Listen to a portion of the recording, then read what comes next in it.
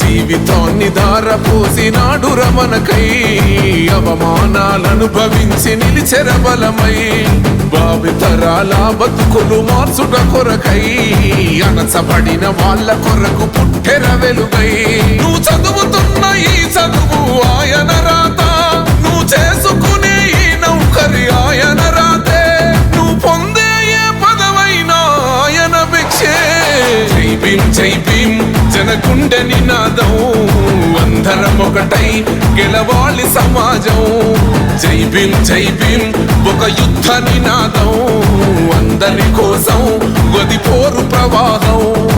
వెనుకబడిన వాళ్ళకే కాదు, ఆయన అందరి వాడు, అందరికీ కావాల్సిన వ్యక్తి. ఆయన అందరి కోసము రాజ్యాంగాన్ని రూపకల్పన చేసి ఈ రోజు మనము రాజ్యాంగం మనం నడుపుకుంటా ఉన్నామంటే దాదాపు 75 సంవత్సరాలు ఆయన రచించిన రాజ్యాంగమే ఈ రోజు కూడా నడుస్తా ఉంది. జ్ఞానం వర్ధిల్లాలని పిడికిలెత్తరో జననం జన అజ్ఞానం తొలుచుట కొరకో జై భీమని గొంతెత్తి నినదించాలో బడుగు బహుజనులంతా ఏకమవ్వాలో విశ్వవ్యాప్త చాలా మార్పులు వస్తూ ఉన్నాయి మీ స్కూళ్ళకి కూడా.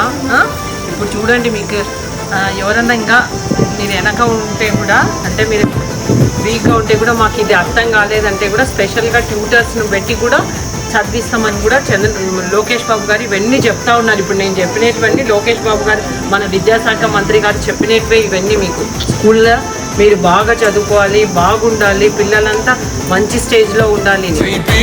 జనగుండె నినాదం అందరం ఒకటై గెలవాలి సమాజం జై భీం ఒక యుద్ధ నినాదం అందరి కోసం గది పోరు ప్రవాహం.